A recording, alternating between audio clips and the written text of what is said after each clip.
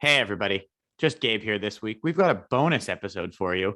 We wanted to present something from a member of the CJN podcast, Mitch. If you didn't listen to the CJN Daily earlier this week, I believe the episode came out on Tuesday. Ellen interviewed Mitch Garber, who is one of the minority owners of the Seattle Kraken hockey team, the newest team in the NHL. Mitch has got a really interesting career. He is from Montreal. He is Jewish.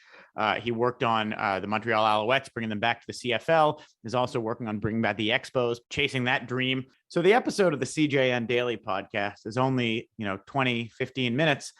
We wanted to air the full interview because it's an excellent chatting about, Mitch's time in Seattle, his time as a philanthropist and businessman in Montreal. What's it like, in his career in ownership and sports betting, something we talk about a lot, as well, just sort of catching up on what it's like to have a new hockey team. So we're thrilled to present the full unabridged interview with Mitch. Please enjoy, like, and subscribe to our podcast, as well as to the CJN Daily and the entire CJN podcast network. Without further ado, let's get cracking.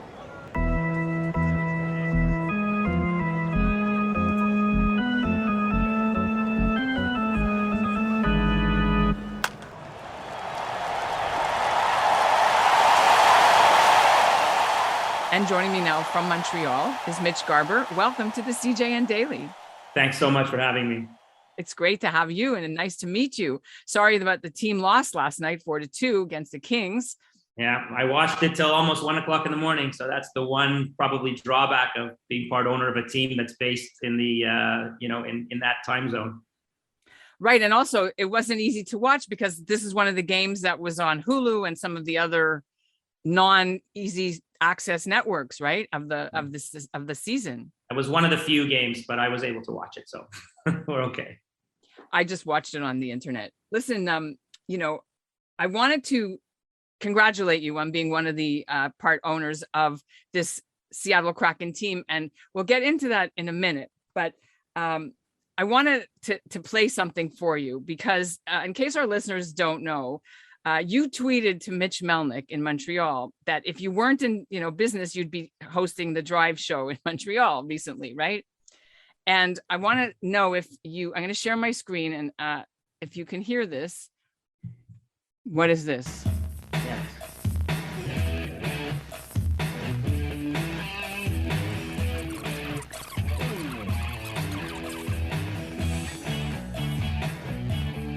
You already know. Of course. Yeah, that's the first ever episode of the Sports Hot Seat.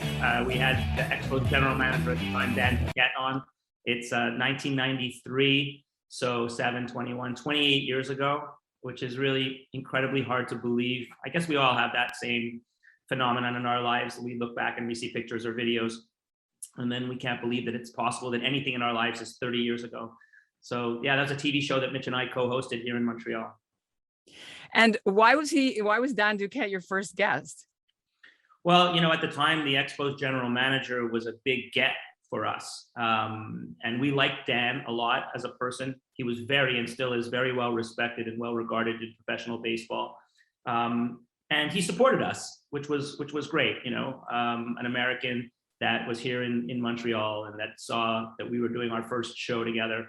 And so he agreed to come on, and just, in parentheses, Mitch and I were able to get every major sports celebrity that we wanted, whether it was Henri Richard or Guy Lafleur or Bob Gainey or Marquise Grissom and Delino DeShields, and everyone we wanted at the time came, and it was a bit out of the way. It was on Ogilvy Avenue, near TMR. It wasn't near where any of the players lived, and certainly wasn't near the Olympic Stadium. So we've got some great video. Unfortunately, we use it now more often than not to go back and get the tapes of guests of ours that have sadly passed away. And we have some real treasures. And so we've had, Dickie Moore and Henri Richard and Ted Blackman and George Balkan and Red Story and Red Fisher. And I mean, it's a sad list to go through, but it's nice to have those video memories to play for people. I remember working at 405 Ogilvy Avenue also when I started my first job at CFCF when I was 18 years old in Montreal. Address. Yeah, it's a famous address. It is a famous address. And it's cool that you have two Jewish guys, hosting what was the top rated show, even though it was, if you look at it now with the jackets and the hair and well, some of us had more hair too, and it wasn't great, but we won't go there.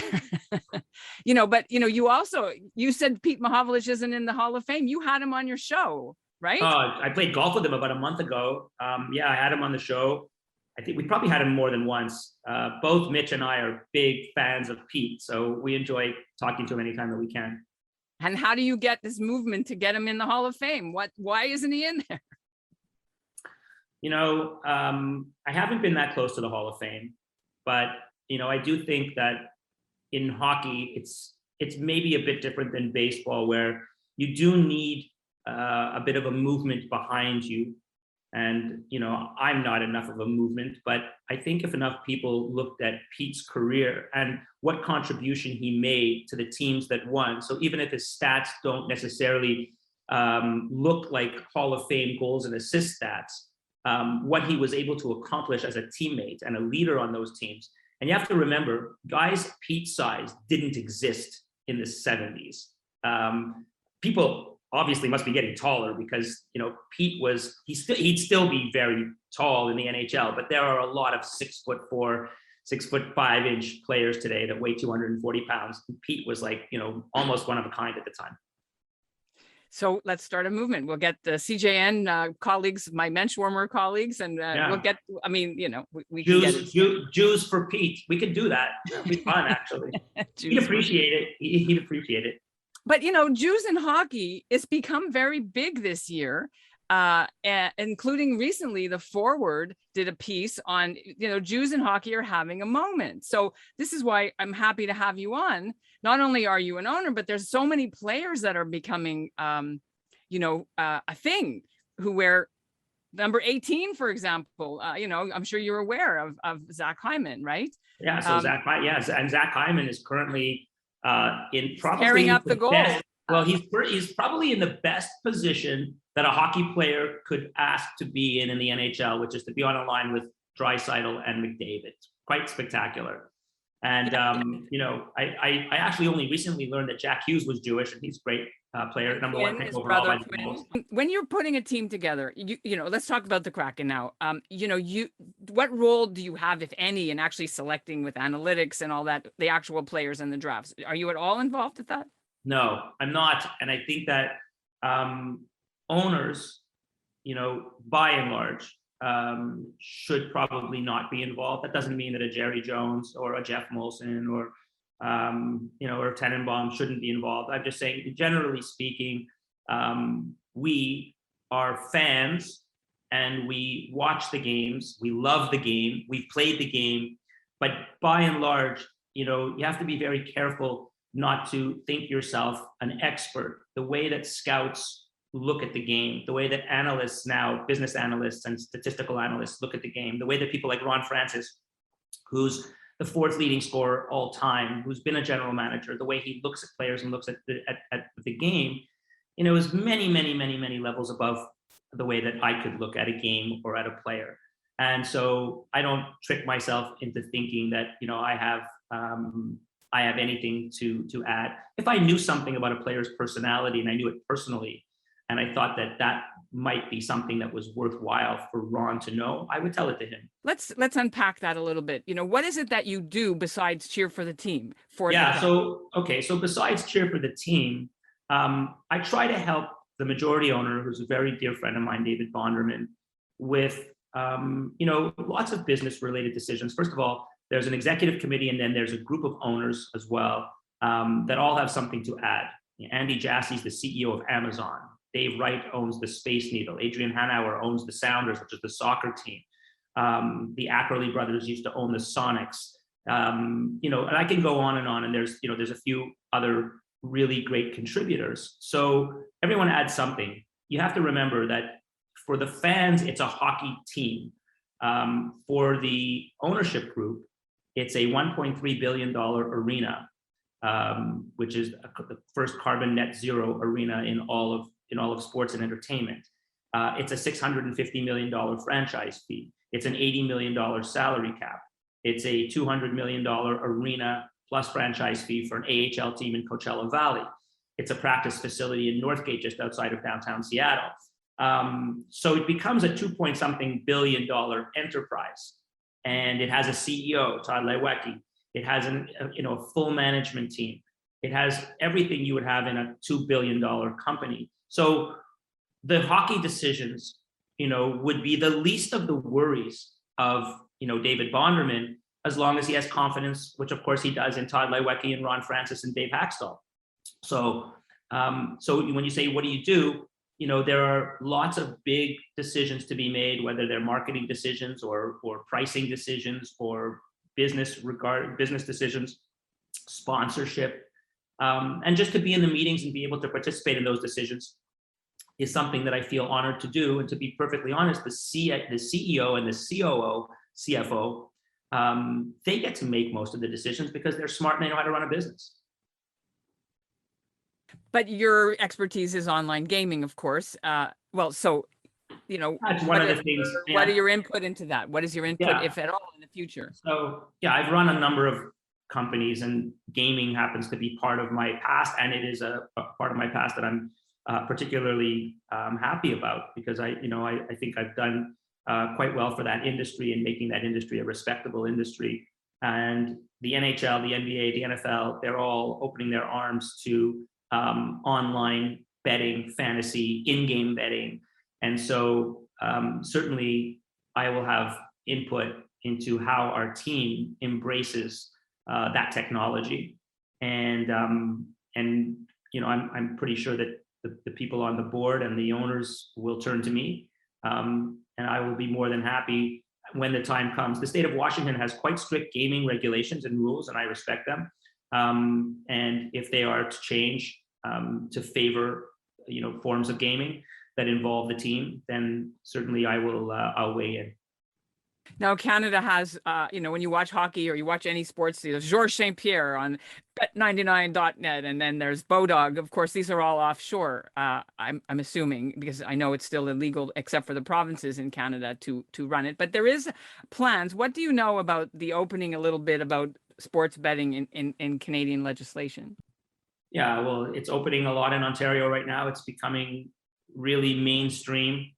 I think that basically the laws are catching up with the technology. The technology predated the ability to change the laws by about 10 years. So the era of calling a bookie, or the era of buying a physical ticket out of a printing machine, are going to come to an end. And so the ability to make those wagers from your phone in real time exists today. The technology exists today. So that brings out a whole bunch of opportunities to get people to watch the games with greater interest, which is why the NFL is so successful. People watch games that they have no real interest in because they have a fantasy team, or because they have a legal wager today on the game. And so, legal, responsible gaming within your entertainment limits, I fully embrace and support. And I understand how those things are elements that lead to greater support for the game and greater viewership for the game, especially at a time where there are so many other things to watch and do and stream. You do need to have additional, sort of features to get people to be interested at the level they used to be in the 70s, let's say, when there were fewer choices to make. True, except live sports is still one of the ones that people have appointment viewing. That's sort of the last bastion of TV watching or streaming. Totally right. You're totally right about that, except that the younger people today have choices that we didn't have. So now you still need live sports to be at the top of the list for them to care enough to watch the game and not just binge stream 4 seasons of Game of Thrones in 2 nights. So that's kind of the challenge. I want to bring up the actual stadium and the in-stadium experience at Seattle. I know you've been many times over the last few weeks back and forth. So let's talk. Is there any Jewish food served at the Kraken home arena? I don't know. There's food that Jews like. I don't know if it's No, but there's no there's kosher no kosher option. food. I'm pretty sure there's no kosher food in the arena. And there's Starbucks, which is like a big thing, and throwing the fish when you go to Pike Place and all that. Did you have to learn all this stuff about this sort of Seattle culture when you started to be involved? And is there anything Jewishy that you have learned since you're there? I'm learning about Seattle. I'm meeting really by accident. Well, I shouldn't say that. I'm meeting some by accident, members of the Jewish community, and I've had reach out from members of the B'nai B'rith in Seattle who have reached out to me by email or by DM. So I will meet people in the Jewish community because they've reached out as Jewish community people do when they see a Jewish person coming into their community. So I do appreciate that. And there are members of the ownership group who are Jewish. So, and as far as the traditions are concerned in Seattle, I'm just learning, So I think the people of Seattle, they appreciate that I'm, on Twitter saying, hey, if you're from Seattle, follow me. Let me follow your tweets so I could see what you guys are tweeting about.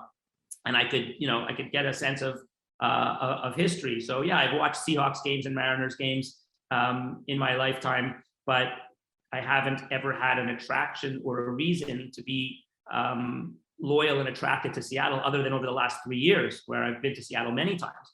So yeah, I'm learning all that stuff and I'm really enjoying learning it. I've been going now almost every other week. I'm going to try to spend a week a month there when there's a decent sized homestand. Or an Eagles game, an Eagles concert, which you went to. Yeah, I went. I saw the Foo Fighters. That was the first event that we had. And then the next night we had Coldplay open the arena officially. They were awesome. And then after we had a few home games, we had the Eagles for 2 nights. They played the entire album Hotel California in order. And then they played all their hits. They played for more than 2.5 hours. It was really beautiful. Wow. Nobody wants to hear new stuff anyway, honestly, when you have legacy It was bands. great. Yeah, they played all their greatest hits. It was, I think that Hotel California and Eagles' Greatest Hits are 2 of the 3 or 4 biggest selling albums of all time. So I basically heard every song that was, in their greatest hits and every song on Hotel California. It's pretty amazing. Do you get to actually practice on any of the practice sites? I know you used to play hockey. Do you still play twice a week in your? I play once a week, and I've played. So we have a practice facility, which we have 3 rinks on. Beautiful practice facility, probably the nicest in the NHL, and definitely, obviously, the newest in the NHL. So I skate there every time I go to Seattle. Really, really nice. I skate with Jerry Bruckheimer. We go together. So we plan our trips sort of together. Then we plan to bring our hockey equipment, and then we find out what times the ice is not being used by the team. And then we skate with the coaches from the Kraken hockey school. We have a hockey school with 1,000 new young skaters and hockey players registered in this hockey school. And we've got 4 coaches. One of them played pro hockey. One of them played junior hockey, and 2 of them are women who played, who were both captains of their women's team, one at Princeton and one at Colgate. And so we play with them. It's amazing. So you don't have to pay for ice time. Don't have to pay for ice time. No, that's one of the perks of being. I've kind of paid for the ice time, but yeah, I know what you mean. It's one of the perks of being the owner of the place. Listen, speaking about this, yeah. Go ahead. Yeah, it's an amazing perk, and I don't want to take advantage of too many of the potential perks, but that's one where we really do get a lot of enjoyment out of it. What's the name of the owner's box where you sit when you watch games or concerts? Yeah, well, it's just David Bonderman's suite, and we haven't named it. It has a blank plaque outside it, and but that's how he is really. He's low key. He doesn't. He's not seeking attention. Of course, if you're going to be an owner of an NHL team, and if you're going to be the founder of TPG, and you're going to be well known, but he doesn't care about getting publicity and exposure. He's done some great interviews for the local Seattle paper. He's been on the cover of the Hockey News. Everyone knows who he is. If you're in business and you're investing, you know who David Bonderman is. What position do you play? Last night I played every position. We had an extra forward, so I played center, left, and right. But I usually play left wing or center. Okay, and you mentioned the practice facility. You mentioned there's 1,000 kids. I want to ask you about the website of the Kraken because I was looking at it last night. And for someone who grew up in hockey, I played hockey, badly. there's a Hockey 101 section. I don't know if you've seen it, where they basically break down the game for people who are, it's not only people who are new, rookie to the game, but why was that decision taken to teach, if I may say, it sounds like you're teaching people in Seattle parts of the game, which I haven't seen on other websites. Well, first of all, they haven't had a National Hockey League team in 100 years. Okay, we're a team that played in the Stanley Cup for 100 years. So we're going to assume that there are a number of fans that are joining hockey for the first time, excited to have a team, excited with the logo, excited to wear the jersey, excited to come to Climate Pledge, but they're unclear about what icing is, what too many men are, what's hooking. I think it's easy to figure out what tripping is or what cross-checking is, but there's a lot of other elements of the game that are not simple to figure out. How the players change on the fly. A lot of people that I meet, they say, well, how do they figure out how do they know when they're supposed to go on the ice, right? Now that to you and me seems quite obvious, but it's not obvious. Or do they go in a planned time, or can they only go after the whistle? Or how come he jumped off and he jumped on? So these are like really good questions. And so I find that not only on the website, but John Forsland, who's one of the top broadcasters in the NHL, he does an amazing job at talking to sophisticated, lifelong hockey fans during the broadcast, and then also, teaching what that was for those that, and without talking down to the seasoned fan, he does it perfectly. So Everett Fitzhugh, also, who's our play-by-play on radio, does the same. They're both amazing. So we think we need to, in a polite, respectful way, teach the game to those who don't know the game. But I do think, having been at a bunch of the games, the fans do know when to cheer. They absolutely know when to cheer. And although they're cheering almost all the time because they're just in a frenzy right now, but they do know, when to cheer, and they do know, when we're on the power play, when we're shorthanded, when a player's offside. So yeah, all the basic stuff, I think most of the fans understand. Listen, it's helpful for me too. It's one of the things yesterday was our goalie's weird. I love that. That's the thing. But I've watched, I don't know how many thousands of NFL football games, and how many times is a flag being thrown that I can't believe that a referee actually saw it, right? And so I could ask someone, hey, how did you know, right? Well, I guess you have to really, really be watching the game, and there's so many referees watching. So hockey fans who are just learning the game have all the same questions, right? And so it's worthwhile teaching it. When are you getting to do a guest slot as a play-by-play or color commentator? No, I would never. You can do it. You did it so many years. How many years? You're like 9 years on the air. Yeah, I did it. But what's actually fulfilling for me right now is doing guest spots on French television and radio here in Quebec about the Kraken. So that's fulfilling for me, because I know I have something to add that sort of no one else in Quebec has to add. Me doing color, or me on TV in the States or in Canada, there's lots of people like me. But in Quebec, to be able to do it in French and to be able to share my experience, I really enjoy that. I guess we could. You opened the door, so we'll ask. You said "Je m'ennuie," right? Yesterday in your tweets. Yeah, what did I say? "Je m'ennuie de Bonjour Hi." Yeah. So we had your 35,000 followers. So you have a lot of. I've been watching. All year you've been debating and standing up for French and criticizing. And, you have a role not only in sports, but in the culture of Quebec society as well. And it's a very important, powerful role to have. Yeah, well, thank you for asking that question, and people should know that we don't have any planned kind of questions, and I that's why I appreciate it. So I think I have I don't want to say split personality because that's a mental health issue, but I have kind of two personas. One is the Anglo businessman and philanthropist, and I want to throw that out there because I want people to understand the power of giving whatever they can, time or money. And then I have this French side of me that wants to take on social issues in Quebec, whether it's LGBT, Indigenous, systemic racism, Bill 21, more French, Bill 96 and what's wrong with it and what's right with it, In my view, right? There is no right and wrong. And you can see by all the answers on Twitter, people are super hostile towards me, which, it's fine. I tweet in my own name. I get quite frustrated with those who tweet anonymously because I think that it's an unfair, it's like boxing in the dark, but the other guy it has night vision goggles. It's kind of unfair, right? So you blocked a lot of them this week too. I'm trying to, but I don't have time for that. But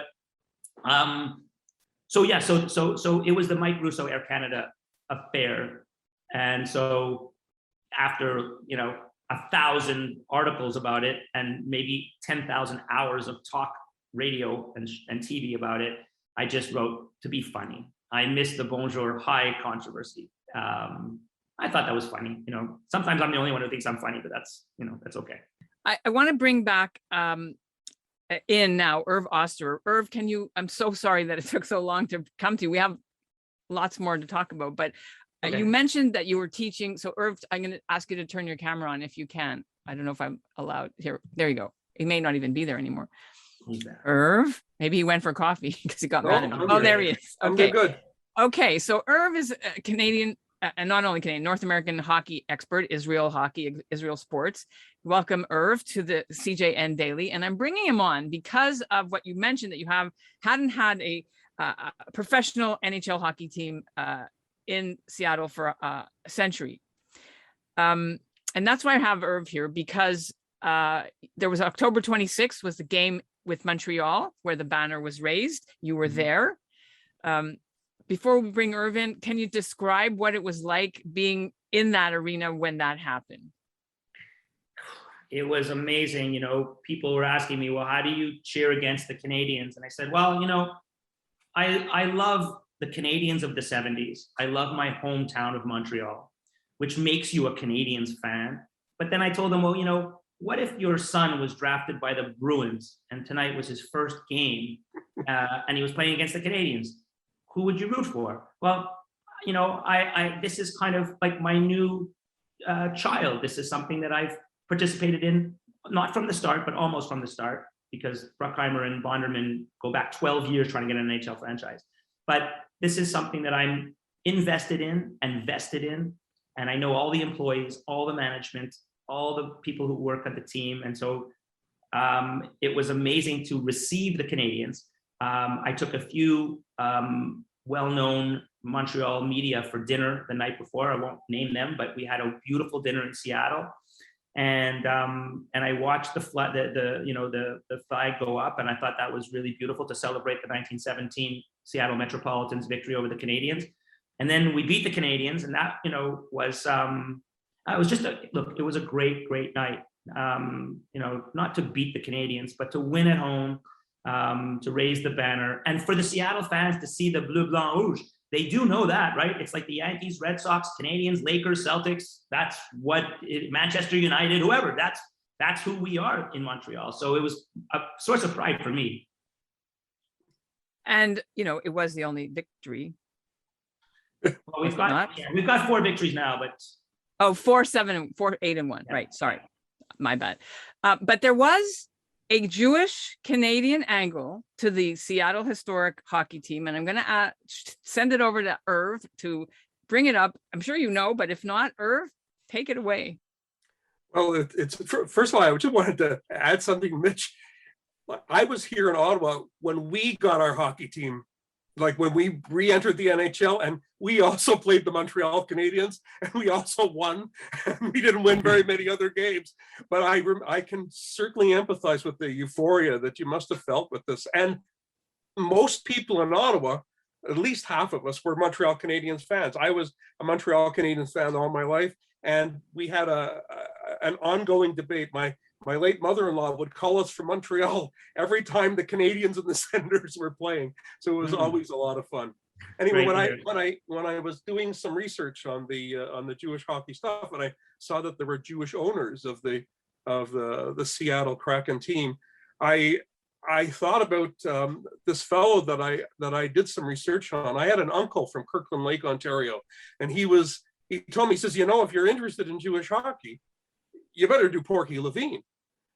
And I thought to myself, he's got to be pulling my leg. How could there possibly been a professional hockey player by the name of Porky Levine? And I started doing research and more research, and indeed there was.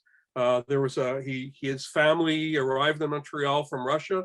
They went to Northern Ontario, as many Jewish families did, North Bay, Kirkland Lake, Timmins, Kapuskasing, these places. And he got involved in professional hockey at a young age, and he was signed by the Detroit Cougars. And the Detroit Cougars were the team that were the Victoria Cougars, who were the last team to win the Stanley Cup that were not an NHL team. And Detroit interests bought the team because that league had folded. Along with them came a player that played for the Seattle Metropolitan, Frank Foyston. And when the Seattle team that was playing in the Western Hockey League, their goalie went down, they needed a goalie really, really badly. The Detroit Cougars agreed to lend Porky Levine to the Seattle Eskimos at the time.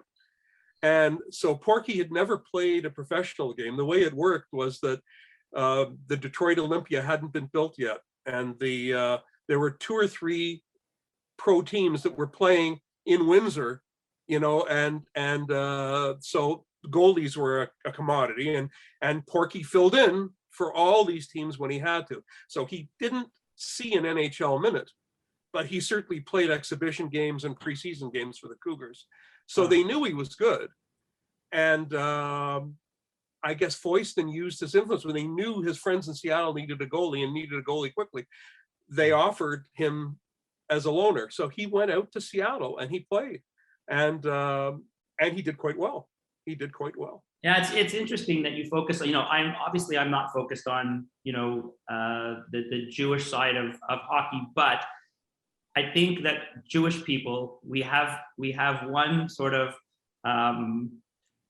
it's almost a politically incorrect reflex, which is we in Seattle signed Jaden Schwartz. What do you think I'm thinking, right? Or Matthew Schneider. So who was Jewish, but so I'm thinking, is Jaden Schwartz Jewish? I didn't look into it. I'm pretty sure he's not. But the point is, we do have that reflex that as soon as you hear a name that sounds remotely Jewish, we ask ourselves, hey, you think he's Jewish? That's really funny that you say that. I did that too. Everybody did it. Everyone did that. And I looked it up. Jaden Schwartz, not a Jew. A lot of players at the time, not only in hockey, but in baseball and in football as well, they changed their names and tried to hide the fact that they were Jewish, but Levine never did that. He stood up to, and the nickname, he was a junior hockey player in Northern Ontario, and they were playing at a place, and they had a big dinner and of course the main course was roast pork, and he told me, he said, excuse me, I said, I'll pass on the main dinner tonight, and he got the nickname Porky Levine from that, and it stuck all the way through. So who's the Sandy Koufax of hockey? Like who's the greatest Jewish hockey? I mean, probably there is no Sandy Koufax of hockey because he's that great. But who's the best Jewish hockey player, do you think? I guess in the big picture, I would probably have to say Matthew Schneider right now. He had a long career and a good career. Like he wasn't a marginal player. Even at the end, he wasn't a marginal player. So you got to respect that. You get, almost 20 years into the NHL, you win a Stanley Cup, you've been on a few All-Star teams, I assume also that, if you look back to the era of Howie Morenz and then the Rocket, that and hockey was a Canadian sport. The original 6, most of the players were from Canada. And then most of the Jews in Canada came from Eastern Europe from, let's say, for argument's sake, 1900 to before World War II, that generation. So I'm assuming that that's one of the reasons why there were so few Jewish players is because, first of all, the Jews were just arriving. Second of all, they were arriving with no money and no work. And, playing hockey outside probably wasn't a priority at the time, or maybe they couldn't afford to play hockey outside. Yeah. One of the other reasons is our emphasis on education. And that has been a Jewish thing from time immemorial.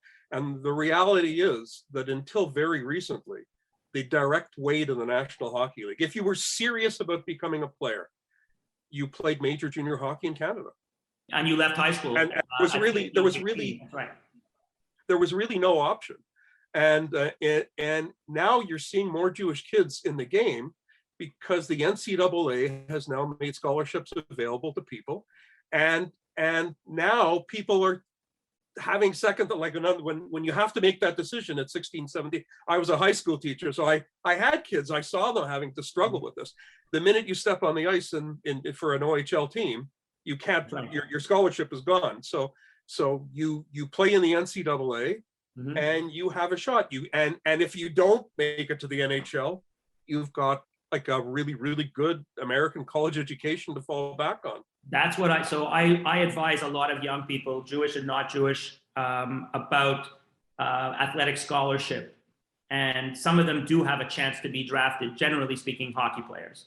And I say exactly what you just said. There is no downside. Actually, there's only upside, because if you graduate a good US college and you played hockey for the team, you're like whether our society is right or wrong, giving athletes this stature. The reality is that when you walk into that interview at Goldman Sachs or at Royal Bank or whatever, and you played for Yale, you stand out more than the guy who didn't. Let's just say, for argument's sake. So yeah, 100% correct. NHL, so what?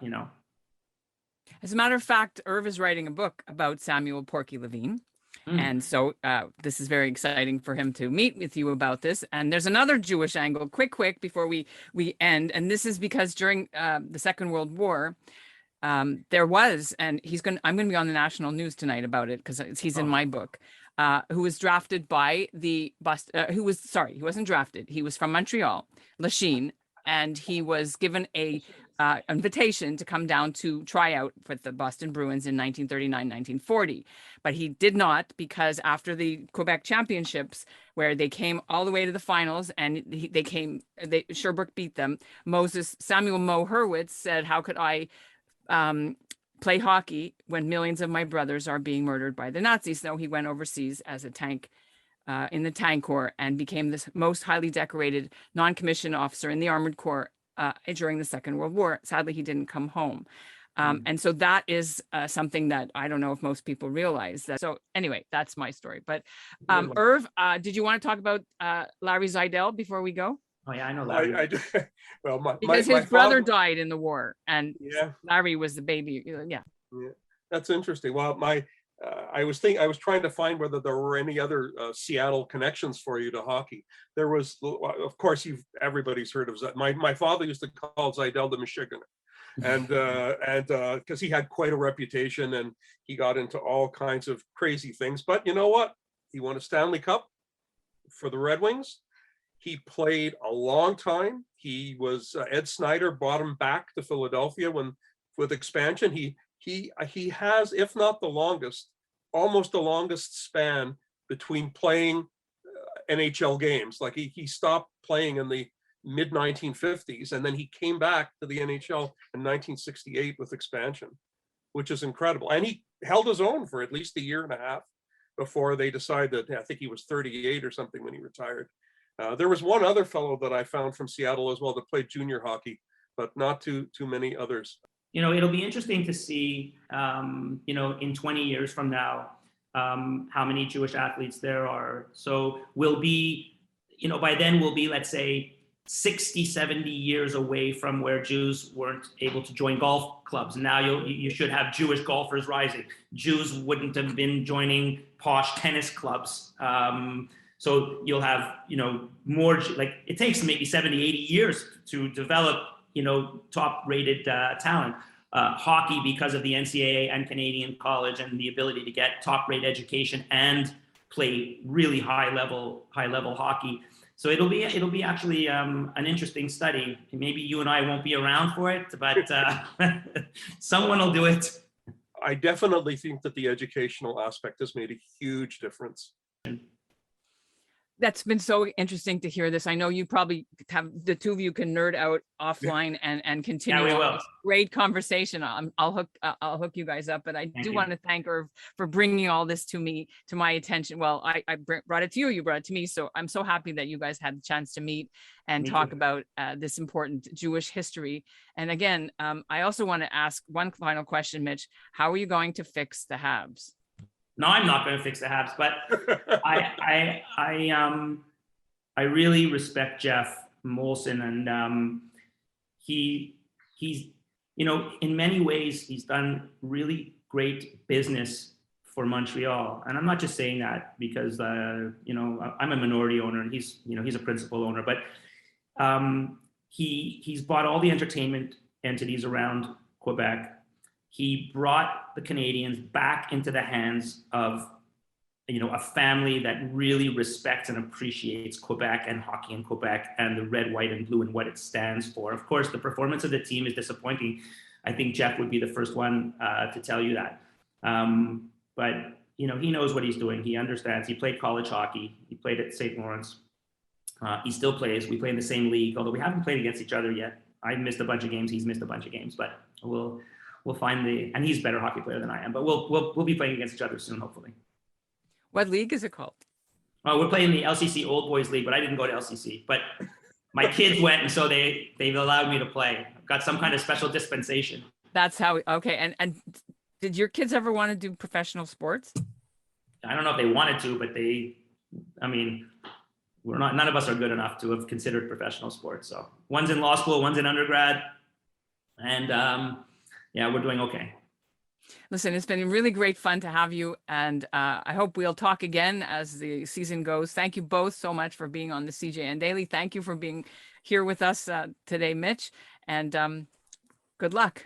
Well, thank you. Kraken, go Habs. Go Kraken. I just want to tell you that, I do a lot of podcasts, and this is really in the very, very, very top of the most enjoyable ones that I've done. And I had no expectation and no preconceived notions about it. So I'm happy that you reached out to me, and I'm happy that you brought Irv, and it was really, really a pleasure to be here.